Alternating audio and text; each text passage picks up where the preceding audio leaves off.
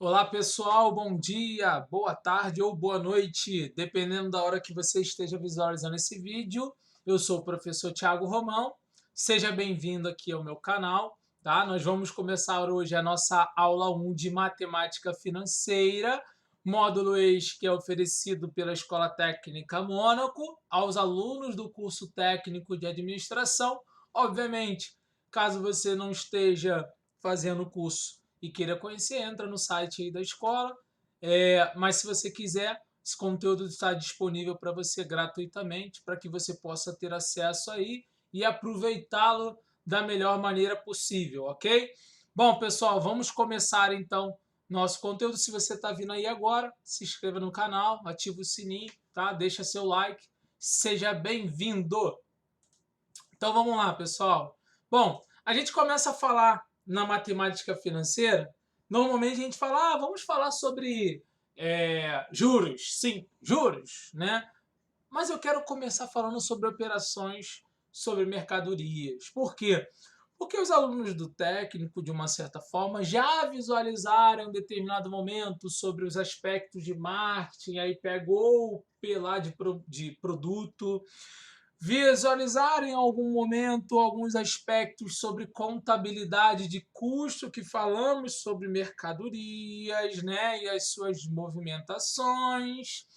Depois, né, a gente entende que lá dentro da produção você dimensiona também alguns aspectos relacionados à atividade que a empresa exerce dentro do aspecto de produção ou serviço.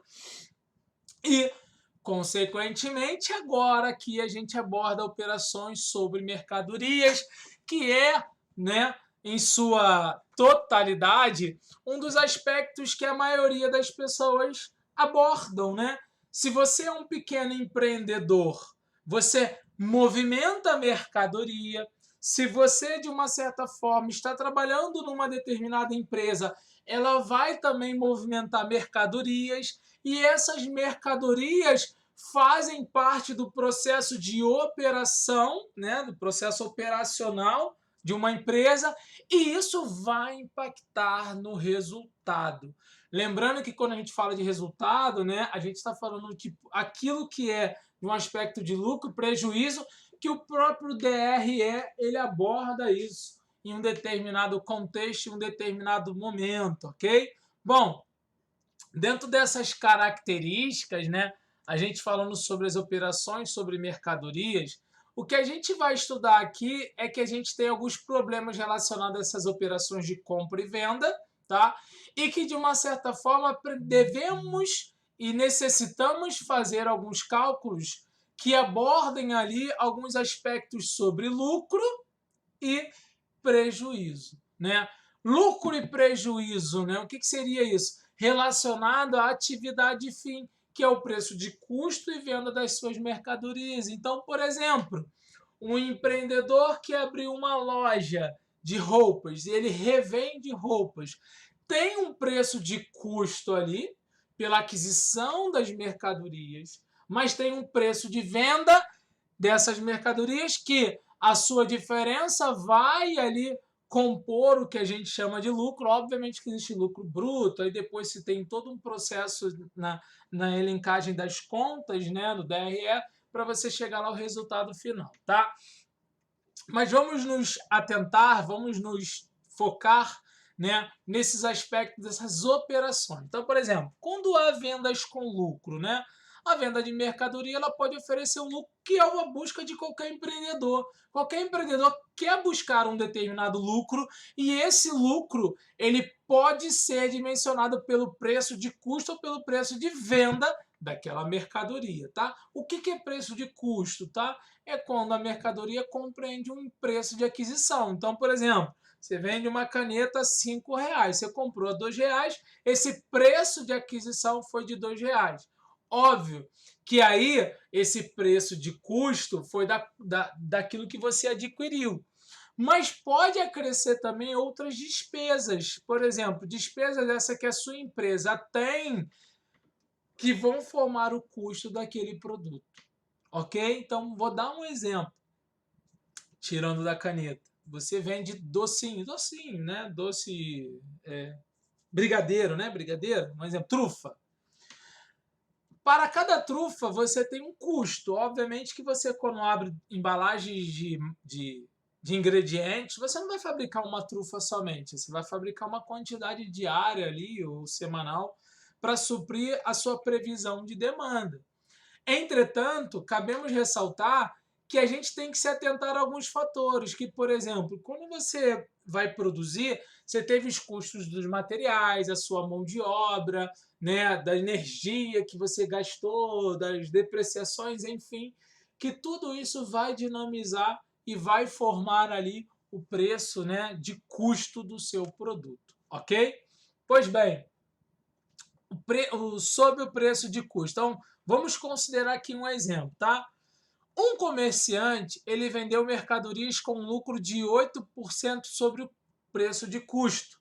Determine o preço de venda sabendo que essas mercadorias custaram R$500. Então, esse preço de custo, né, é R$500. Concorda comigo? Então é o seguinte, como é que eu vou achar o preço de venda? Que está aqui, ó. Tem uma fórmula, mas como é que eu vou achar o preço de venda? Eu vou pegar o preço de custo mais o lucro. Nesse caso aqui, a gente vai usar uma fórmula, mas entenda, nesse caso eu tenho o quê? O 8%. Se você, por exemplo, fosse fazer de uma forma bem lógica, para você entender o que eu estou querendo dizer, você poderia fazer de várias formas, mas assim, as coisas têm que ser um pouco mais rápido. Se foi vendido aqui, custou 500, eu vou tirar 8% em cima disso, eu tive R$40. Mas existe uma fórmula que é pegar o preço de custo, que pode ser 1, mais o 0,08 vezes o preço de custo e achar direto já o valor, tá? Do que você primeiro achar o percentual e depois achar o valor, tá bom? É uma forma que a gente vai ver usando fórmulas. Então, assim, como é que eu uso a fórmula para achar o preço de venda? Preço de venda é V, C é o preço de custo, L é o lucro e I é a taxa unitária do lucro, tá? E aí a gente forma essa determinada fórmula que é venda é igual, abre parênteses, 1, né, mais I, tá, vezes C, que é o custo. Que isso vai dar o preço de venda quando você já conhece o custo e a taxa de lucro sobre o custo, que é aquela taxa que eu mencionei. Sobre o preço de venda, então aqui, ó, comprou-se um objeto por R$60 e deseja-se ganhar 25% sobre o seu preço de venda. Qual deve ser este preço? Sabemos que preço de venda menos o lucro é o preço de compra. Preço de compra é como se fosse o preço de custo, tá? Então, como o lucro é de 25% sobre o preço de venda, isso é, o lucro é 0,25% do preço de venda. Então, o preço de venda menos 0,25 vezes o preço de venda é igual ao preço de custo. Então, eu achei aqui 80, tá? Se eu quisesse, por exemplo, dimensionar, é que eu não quero fazer aqui porque a gente vai ver regra de 3. Você conseguiria fazer também, sem problema nenhum, tá? Mas vamos utilizar essas fórmulas, porque em determinado momento vai facilitar vocês na hora de entender isso. Então, logo o preço de venda deve ser R$80. Qual é a fórmula? VL igual a C. É como se você pegasse isso aqui, ó. Vou pegar aqui e vou trazer para cá. Então, o que eu fiz é isso, ó, custo. Qual foi o preço de custo? Ah, o preço de custo, R$60. Então, R$60, 1 menos I. 1 menos I. 1 menos I, que é 0,25, ó, vou colocar aqui, ó, que é melhor, aplicando a fórmula. 1 menos I. I é o quê? 0,25. Então vai dar 60 dividido por isso aqui, ó, 0,75. Aí eu achei R$80, tá?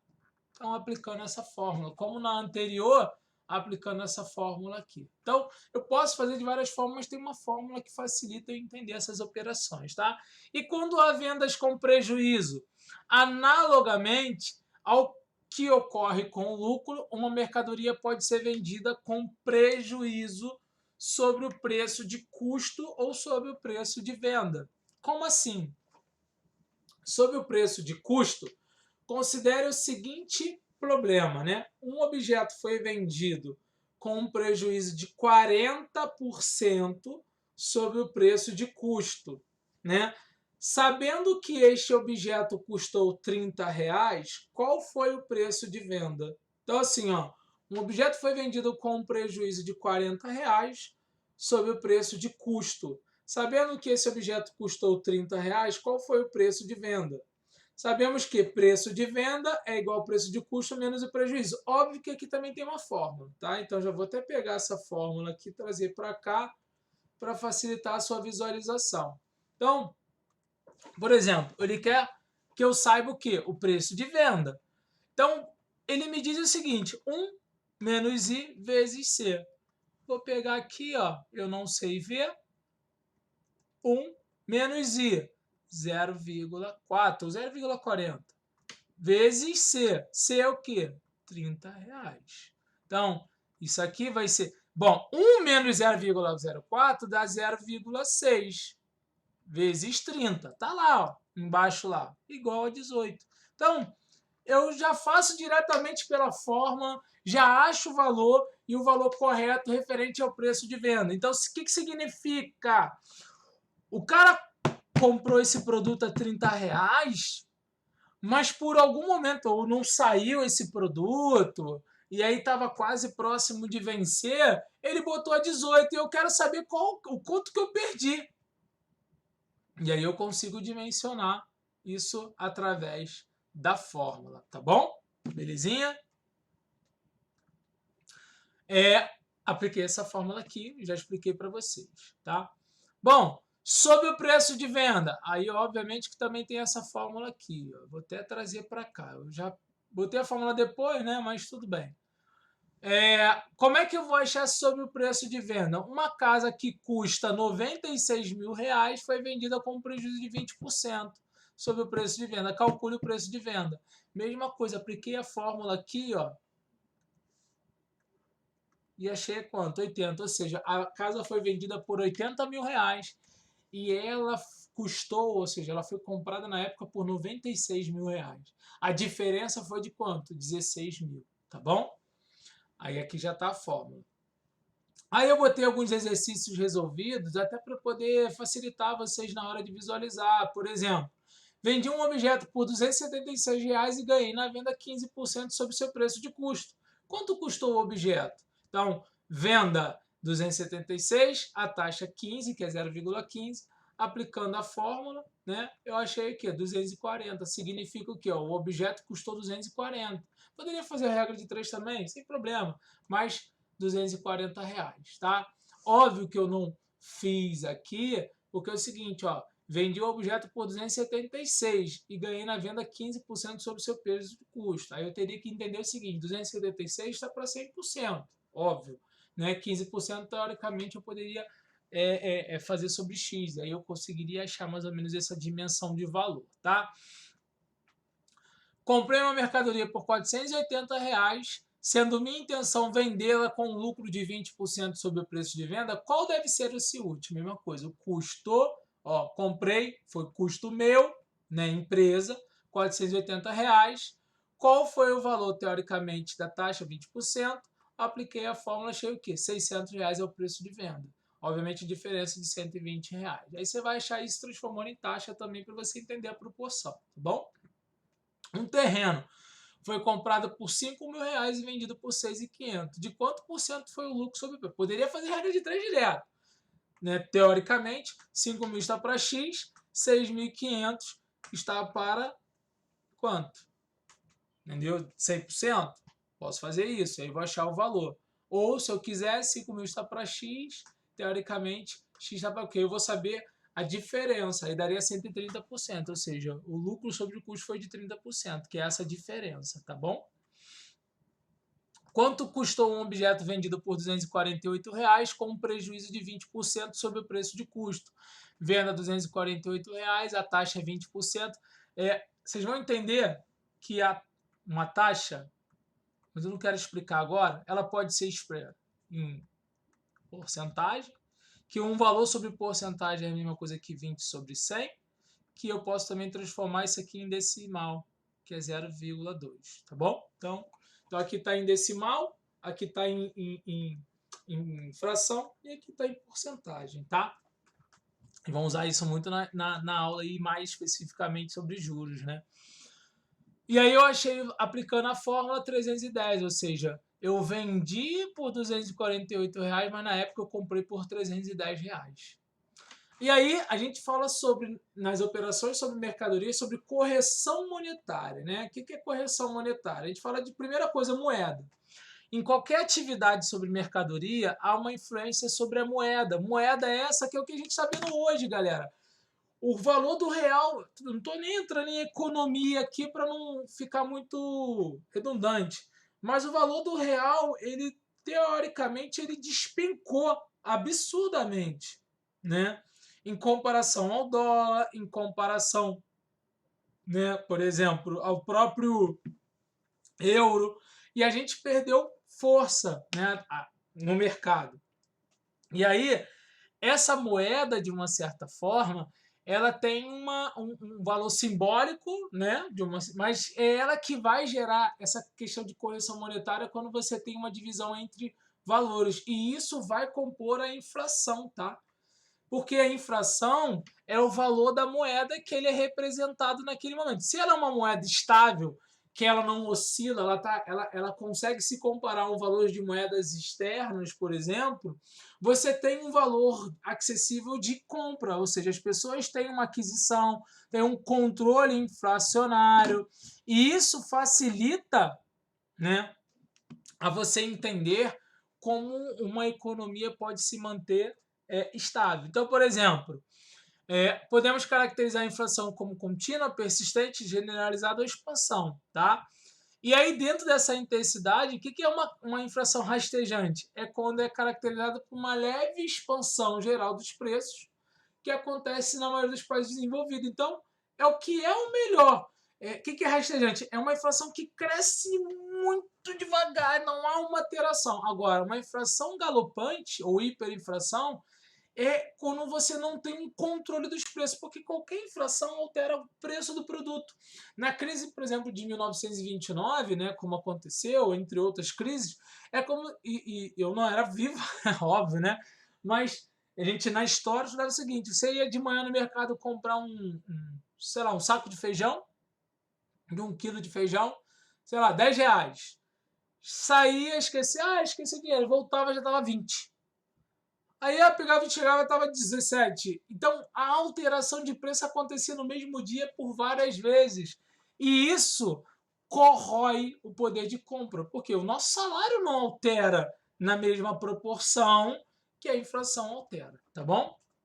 E aí tem que haver um controle, tem que haver uma repressão, uma política de governo, tá bom? Para que controle isso. E aí existem correções monetárias, né? No ano de 64 foi instituída aqui no Brasil, por conta dos efeitos da inflação, essa obrigatoriedade do reajuste do Tesouro Nacional, para que você possa restabelecer todos os títulos de dívida pública, tá? E aí o governo ele uniformizou essa correção monetária com o padrão ORTN e UPC, tá bom? São dois tipos de padrão, a gente não vai se apegar muito a isso, mas a gente teve vários planos econômicos, você já deve ter estudado, o plano cruzado, né? Teoricamente foi um dos indícios aí, depois o plano cruzado novo, ou plano verão, o plano Collor e o que a gente vive até hoje, o plano real, tá? Então são alguns aspectos dimensionados. E o câmbio, né? Que a gente tem uma coisa chamada... Eu não estou pegando muito a pegar isso aqui não, porque isso aqui a gente vai ver muito em economia e mercado, mas assim, a taxa de câmbio, de uma certa forma, é o preço da moeda estrangeira em relação à moeda nacional. Então, por exemplo, isso aqui é um valor bem antigo, tá? $1 que corresponde a 1,50. Se você entrar hoje na internet, você vai ver quanto que equivale $1 em relação ao real. Quanto que equivale um euro em relação ao real. Quanto que equivale, por exemplo, um ienes em relação ao real. E vice-versa, você vai entender. E isso dimensiona muito na balança comercial entre importação e exportação. E muitos dos componentes, muitos produtos que a gente compra hoje sofrem a influência desse peso, né, cambial, porque muitos produtos, né, os seus matéria-prima ou sua produção vem de fora e impacta esse valor na conversão quando vem para o Brasil, tá bom? Aí tem algumas tabelas de câmbio aqui, por exemplo, tem o valor lá de compra, o valor de venda, e aí você tem a conversão de moedas quando você faz. Tem casas de câmbio que você compra, eu quero comprar dólar, você vai lá para os Estados Unidos, vai para a Disney, você vai comprar dólar em relação ao real. Óbvio que essa casa de câmbio ela ainda vai tirar um valor em cima pela operação que ela vai estar fazendo, tá bom? Aí até botei exercícios resolvidos aqui. Tem $250 americano para dispor. Quantos reais eu irei apurar recorrendo ao câmbio oficial? Isso lá na época. Então, de acordo com a tabela anterior, que é essa tabela aqui, eu vou lá e vou multiplicar esse valor vezes $250, vou saber o valor em reais, ou seja, R$ 233, tá bom? Com $2.000 americanos, o turista conseguiu comprar R$ 1.969. Qual foi a taxa de câmbio? Então, eu faço a divisão, acho o valor, e aí a taxa é de 0,9845 real. Então, ou seja, a taxa respectiva.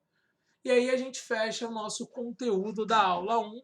Na aula 2, a gente já vai entrar em juros simples, já entrar em juros compostos, e aí o conteúdo vai ficar um pouco maior, tá bom? Então, galera, esse foi o conteúdo da nossa aula, tá? Essa aula introdutória resumo. A gente deve lembrar que quando a gente fala de dinheiro e matemática financeira, a gente está sempre estudando o valor do dinheiro com o tempo e uma taxa. E a gente vai ver isso com tranquilidade a partir da nossa próxima aula. Então, pessoal, se atenta à lista de exercícios, façam com calma, tá bom? Qualquer dúvida, entre em contato. Você que chegou aqui hoje e assistiu, obrigado. Se inscreva no canal, ative o sininho, tá? Seja bem-vindo. Se curtiu, dá um like. Se não curtiu, pode dar um dislike. Comenta aí alguma coisa, se você tiver interesse. A gente está sempre buscando melhorar aí os nossos conteúdos. Um grande abraço, fiquem com Deus e tchau, tchau.